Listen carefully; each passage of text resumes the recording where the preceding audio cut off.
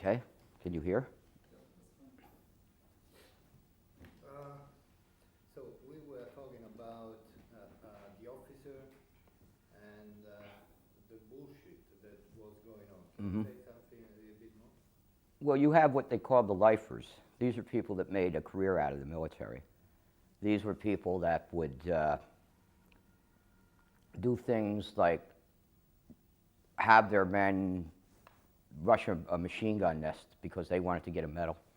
These were people that their careers came first over human life. And the more kills, quote, that their company got, the better their career would advance. And they would waste lives for their because of this stupidity. We began to realize that. We, meaning the average grunt, the average soldier, began to realize that and started saying, no, we're not going to let you put our lives in jeopardy anymore, and started reacting to it. And our reaction was sometimes killing these people.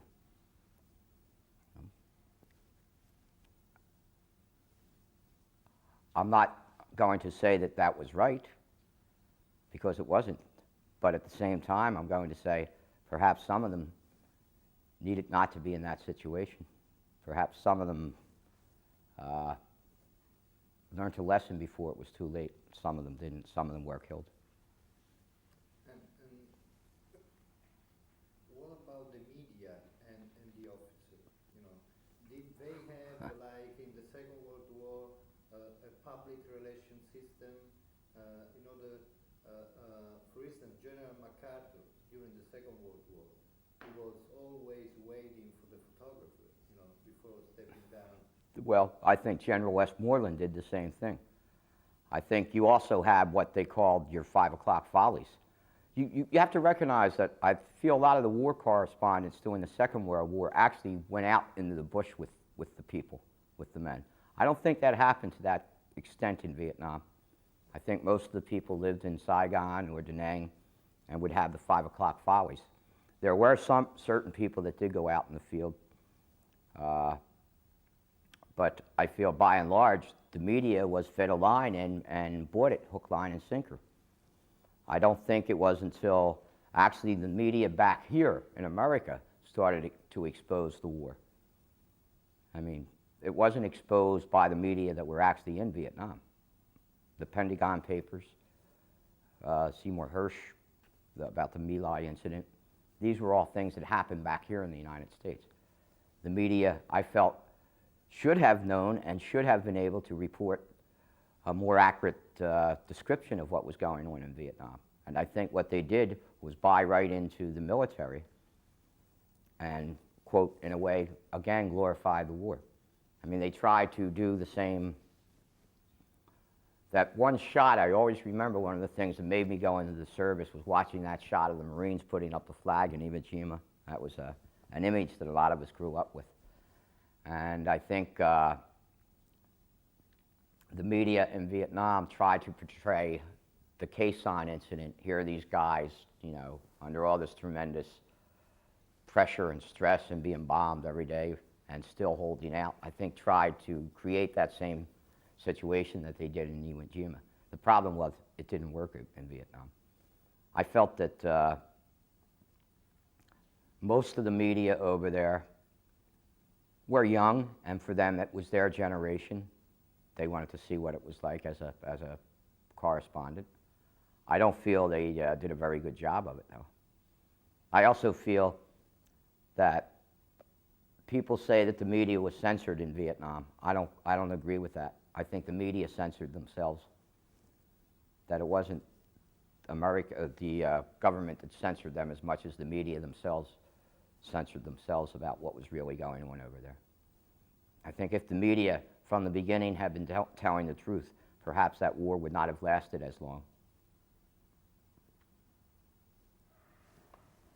So when you were there, okay, were also getting information about what the media were doing and writing. I mean, there were any contradiction because between what you have been going. What I was experiencing and what in actuality came out in the media, was totally two different things, two different worlds. I would read about a battle and saying that we got like casualties when I know half my company were wiped out. The portrayal in, quote, the official paper that was given to the servicemen in Vietnam, the Stars and Stripes, made it look as if we were winning this war. One of the proudest moments that I feel I have is when Vietnam Veterans Against the War did demonstration in this country. And one of the things we did is we took over the Statue of Liberty, and I was with a group of veterans that took over the South Vietnamese consulate here in San Francisco. And we had a teletype going straight to Vietnam saying, stop the war, stop the war, stop the war. But we also were able, because of the pressure we were being able to put on the media here, we were able to get published in the paper in Vietnam, in the Stars and Stripes, about these demonstrations being done by Vietnam Veterans Against the War. They actually had shots of the guys holding the Statue of Liberty, occupying the Statue of Liberty. And that was one of our demands, that unless we were able to show the soldiers that there were a group of veterans back here that had been there in Vietnam, had fought, came home and said, your war is wrong, that we had some influence on the media that way. What kind of films or other material, documentary films, well, were shown by the Army while you were in Vietnam? When I was in the service, the film that was shown most was called The Sands of Iwo Jima. This is during my Marine training. This is a John Wayne film, Sergeant Stryker going out, and he gets killed, of course, at the end. But all these war films were shown. This was part of our upbringing, and when we went in the military, they were shown too. And then you had the actual propaganda films shown by the services themselves. You know, that war is good, war is right, and war is blah, blah, blah. And these films, you would always see this clean-cut American male being portrayed as this super entity, super person, when you know in reality that was bullshit. You know, you don't come out of a battlefield looking that clean that you saw some of these guys coming out of these films that they would show us, not being dirty, not being raggedy looking. I mean, they would be coming out looking like they were coming out of a recruitment station. And that was not the reality of how we looked or felt when we came out of combat. You know, you would see these guys coming back from a mission or some operation with smiles on their face. Very rarely did I or the people that I was with come back from the bush after fighting in the jungle have a smile on their face at all. You know. I don't know if I understand very well. Also, while you were in Vietnam, they were showing the John Wayne kind of.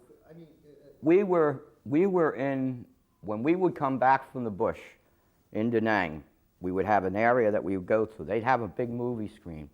We would be shown films like Combat, the TV series. You have to remember that there was TV in Vietnam, and we were shown films like Combat. We were shown films like Sands of Iwo Jima, Green Beret. I mean, that was hilarious, watching the Green Beret when you're in Vietnam. That was hilarious. I mean, it was so funny. Yet these were shown right in the country itself while we were out there fighting. And what the people there were saying about these kind of movies? We were laughing because we knew that it wasn't real.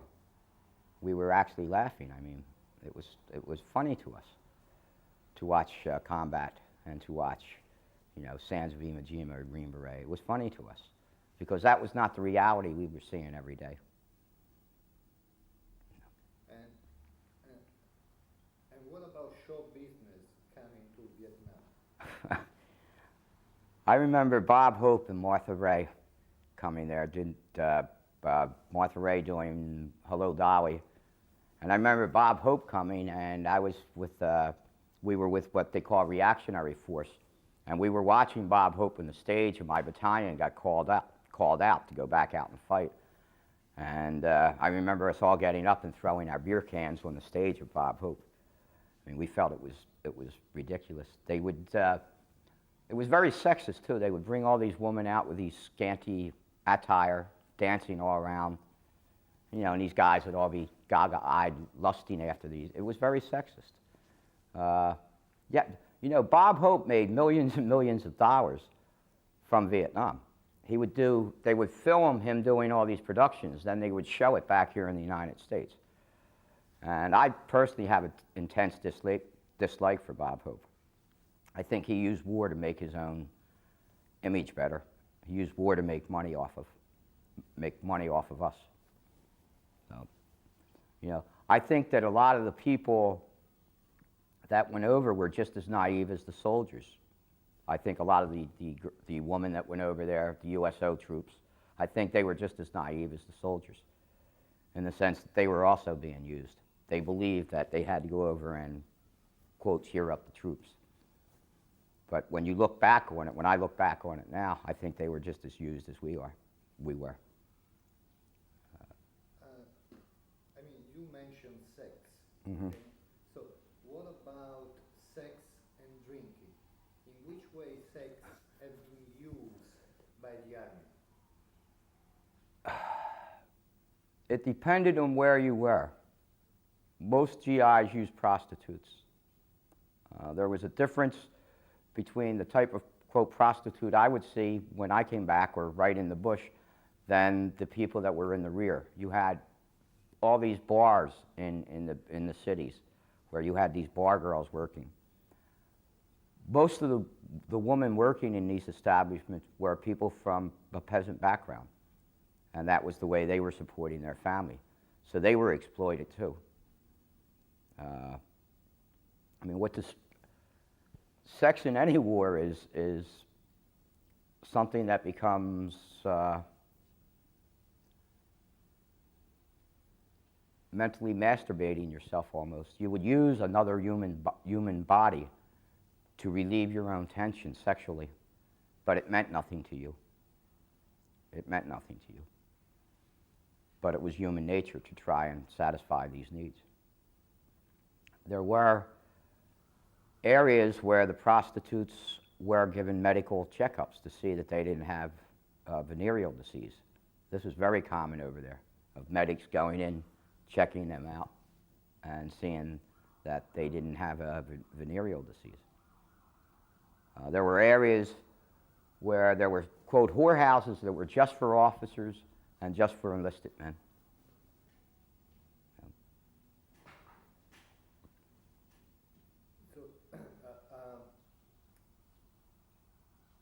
So what about a class society during the war? I mean, did you have a feeling that the kids from the upper class were with the officer? I think, yeah, basically the person from the upper class either didn't go, had ways to get out of going, or went, if they did go, got a job that did not expose them to that much combat, unless they wanted that. For every person that was in the field fighting, there were 4 technicians behind them, doing radar, that type of thing. These were the people that were the educated people that either got drafted or went into the service on their own. These are the people that wound up doing jobs that would not expose them that much to combat. Most of the people that actually fought came from a lower middle class background or a lower class background. And again, that was our society. That's how we were raised. You know, that we wanted to go in. That was one of the ways for my class to get out of that area or that way that we grew up. We were taught that going into the service was advancement, that we had to do this, that perhaps some of this training would help us when we got out of the service. You know, I know, again, for me, I would never have been able to go to college without going into the service because of the GI Bill, which was very inadequate when I came home. But also I felt there's an exposure when you are put in with various people from various backgrounds that helps you think. And I had never been exposed to people from the South before. until I went into the service. I had not been exposed to people of color that much before until I went into the service. There was a camaraderie that built up, especially in a combat unit, that knew no class, that knew no color. And one of the things that I found very ironic to me was coming back, and a friend of mine, Angel, that lives in Spanish Harlem, if I wanted to go see him, he would have to take me into Spanish Harlem because I'm white. If he wanted to go see me in South Philly, I'd have to take him because he's Puerto Rican. Do you understand what I'm saying? That there was that no color barrier in Vietnam, yet back in our own country, there was and is still a color barrier and a racism back here. Would you say that this kind of feeling was class solidarity? Was class? Solidarity? Yes. I think it was class solidarity from the aspect of survival also. That you were thrown in with these people. These people became your family. And these people were basically, no matter where they were from, were not that much different from you in the sense of education, background. So there was a class of itself. There was a class of itself right in Vietnam. You had what we called REMPs, which were what we called rear echelon motherfucks. These were guys that didn't see combat. Then you had the grunts. These grunts were the guys that actually did the fighting. There was a whole disparity between these two groups of people. We would come back, and we couldn't believe the conditions that people in the rear were living in. It was unbelievable for us that they would have cold beer, they would have refrigerators, they would have air conditioning. This was unbelievable for us. And that was sometimes hard to take itself. I had to get a pair of jungle boots in the black market because I have a small foot, and I couldn't get any through my battalion because we just didn't have any in my size. So I had to go down to the Smallville and get a pair on the black market. Did you ever heard during the period that you were there that, for instance, American planes were bombing also American soldiers, or like during the Second World War? I think by accident that happened, yes. I think what more happened, American soldiers being killed by their own American artillery. That somebody would mess up and not give the right coordinates, or somebody wouldn't say there was a patrol out there at night, and somebody else, another outfit, would see movement and call in airstrikes or call in artillery. What's ironic about that, these people are not considered casualties. If they are killed by their own artillery, that's considered friendly fire, and they are not considered casualties of the war. I find that very ironic, So usually when something like this happens, Mm-hmm. what the Army say, that they have been killed by the Vietnamese, or by the enemy, or what? They would say it was an accidental death. So in other words, when the Army send a cable to the family, Right. say your son died, Right.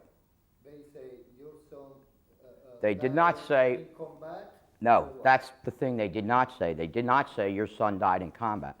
They said your son died in an accident. Okay. There was a very excellent book called Friendly Fire of a woman whose son was killed by friendly fire, and she couldn't understand, so she did a whole investigation because they were trying to tell her it was an accident.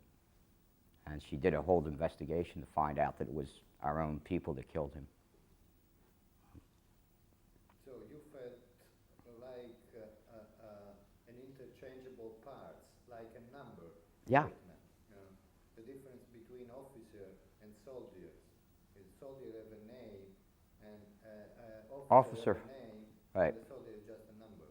We were a number. We were cannon fodder. We were almost as if we were, in fact, we were coming off the assembly line, and when we were used up, new ones would come over to take our place. It was like an assembly line production.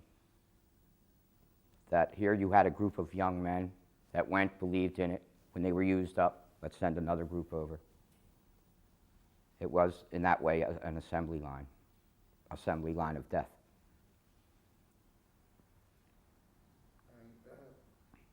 it was, you've got to realize that it was only when numbers of people being killed started coming from the small towns, the countrysides, that it had an impact on America. The persons like myself from the inner cities, we would come back literally by the thousands in boxes, and that didn't matter because we were, quote, the throwaway society. We were the ghetto kids. We were the ones that didn't count. It was when that white middle-class American started dying in greater numbers over there that I feel America, middle America itself began to question the war. As long as it was third world or poor whites coming home in those boxes, it really didn't matter. How did you feel when movies like Rambo came out? First of all, I laugh. I know that Stallone, during the war himself, was in Sweden studying to be a minister to get out of the war. So I laugh at it.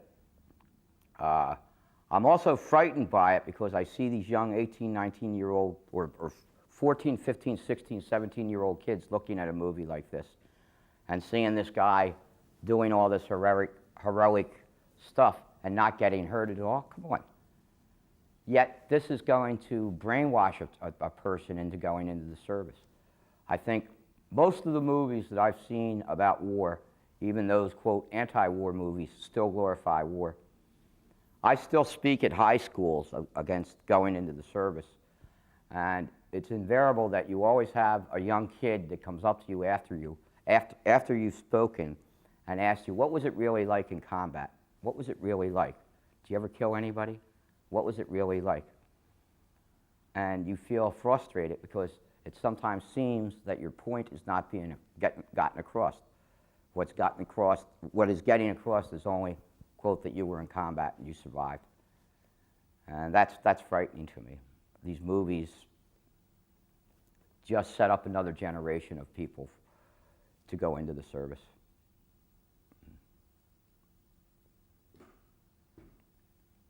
How easy is during a situation of war like in Vietnam, but I mean any other war would be the same, is to become crazy, you know, what they say crazy or insane, you know. Did you have any experience of your friends or comrades Of my... of the soldiers that were in Vietnam with you, you know, going crazy, you know, insanity, you know, I don't know. What do you call crazy? What is crazy? It's crazy to be in war. I have seen people, quote, go berserk, meaning losing control and shooting themselves or shooting other Americans because they totally freaked out. I have seen that, yes. But I think that happens in any war. That happens to an individual. So my question, probably I didn't use the right word. I use crazy, but you can say insane or freaked out or something. I mean, you break down, you know. I know that happens in any war, okay? Mm-hmm.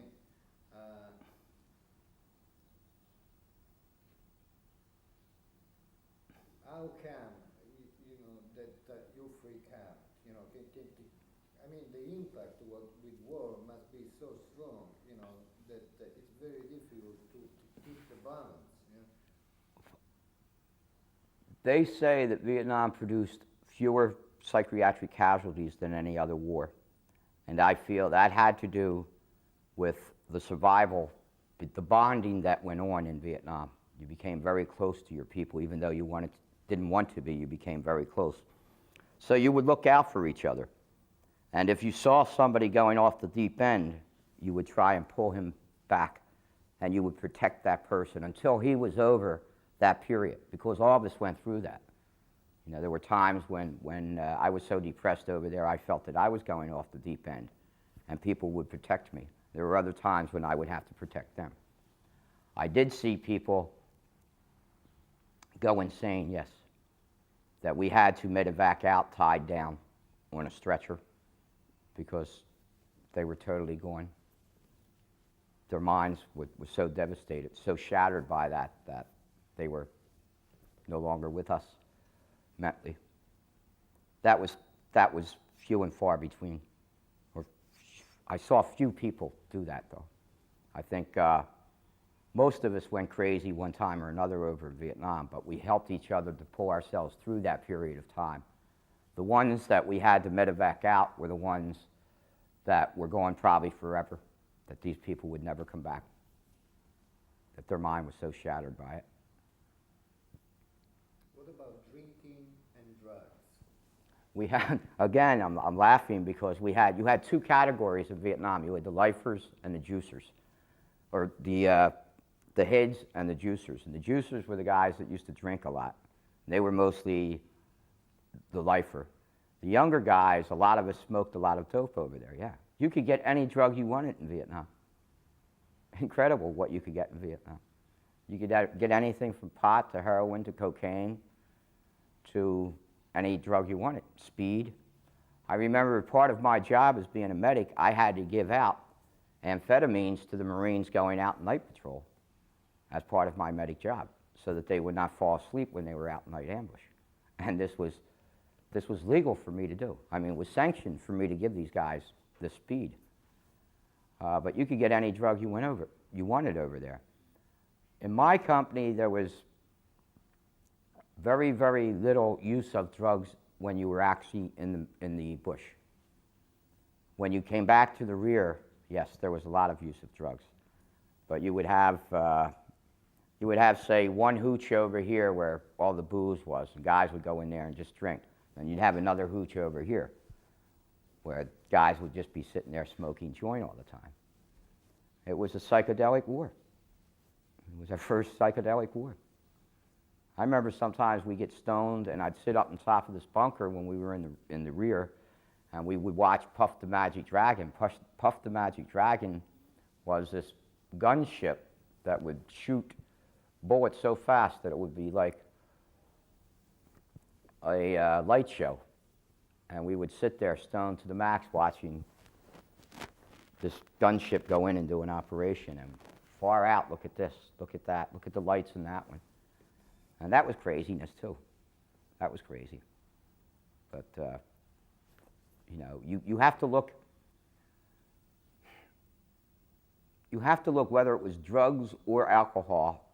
A lot of people use those things to hide the pain that they were facing right then, that they used it as a way to go through what they had to go through. I personally used morphine. That was my way of dealing with it. I haven't used morphine since I've come back here, but when I was in Vietnam, being a medic, I had an unlimited supply of it, and I used it to relieve my own pain. Somehow it made it easier. I didn't use it in the bush, but when I came back to the rear, I definitely shot up. Never mainline, but always in my ass cheek or in my arm or in my leg, because that created a dream world where I wouldn't have to face my buddies, or I wouldn't think about some of my buddies that were killed, or I wouldn't think about the next day going back out. So it was a way of relieving pain, and that happened a lot in Vietnam. Drugs were used to relieve pain, or alcohol was used to relieve pain. So the Army knew about it. The Army would give you the booze. That was no question. You would be able to go into a EM club and get the booze. A beer would cost you a nickel, 15 cents. The drugs, it was somewhat hidden. I mean, the Army knew about it. The services knew that it was being used, but a lot of times it was overlooked.